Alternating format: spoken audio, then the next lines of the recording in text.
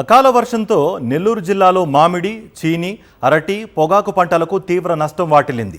పంట నష్టంతో వరికుంటపాడు, గూడూరు మండలాల్లోని రైతులు తీవ్ర ఆవేదన వ్యక్తం చేస్తున్నారు. వర్షానికి ఈదురుగాలు కూడా తోడవడంతో నష్టం మరింతగా పెరిగింది. పలుచోట్ల కరెంటు స్తంభాలు నేలకొరిగాయి.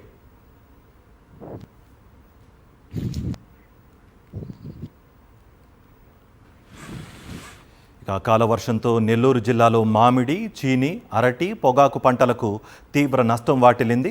పంట నష్టంతో వరికుంటపాడు, గూడూరు మండలాల్లోని రైతులు తీవ్ర ఆవేదన వ్యక్తం చేస్తున్నారు. వర్షానికి ఈదురుగాలు కూడా తోడవడంతో నష్టం మరింత పెరిగింది. పలు చోట్ల కరెంటు స్తంభాలు నేలకొరిగాయి.